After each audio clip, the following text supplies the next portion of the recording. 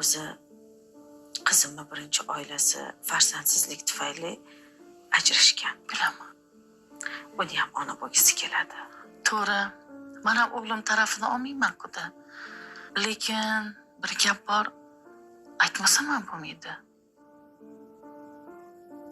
Kecha nevaralarimdan xabar olishga borsam, qizlar ichkarida. Xolasi hovlida nimadir qilib yuribdi. Hayron bo'ldim.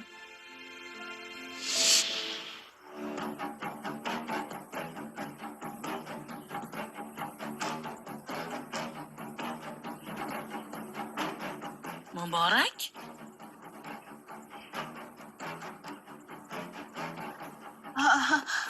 Assalomu alaykum, Xudo xola. Yaxshimisiz? Siz qildingizmi bu ishni?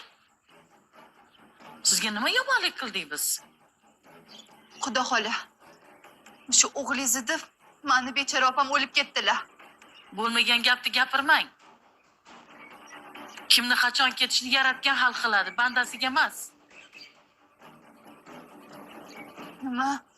O'g'lingiz opamni qancha qiynaganini unutdingizmi hali? Necha marta opamga xiyonat qilganlari-chi? Endi bo'lsa, esi kirib, yangi xotini bilan mazza qilib yashash kerakmi? Bas qiling.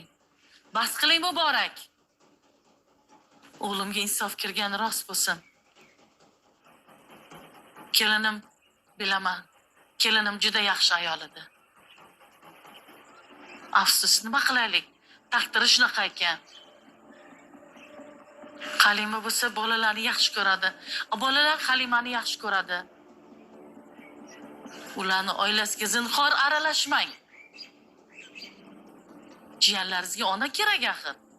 Ona kerak bo'lsa, nimaga jiyanimni olib bermadingiz o'g'lingizga? Bas qiling. Siz bilan gap talashib o'tiramanmi? Oling anoningizni. Oling dedim, anoningizni oling. Hozir qaynotangizni chaqiraman, sharmandangizni chiqaraman hozir. Oling anoningizni. Unaqa qilmang, Xudo xola. Astagfirullah, astagfirullah.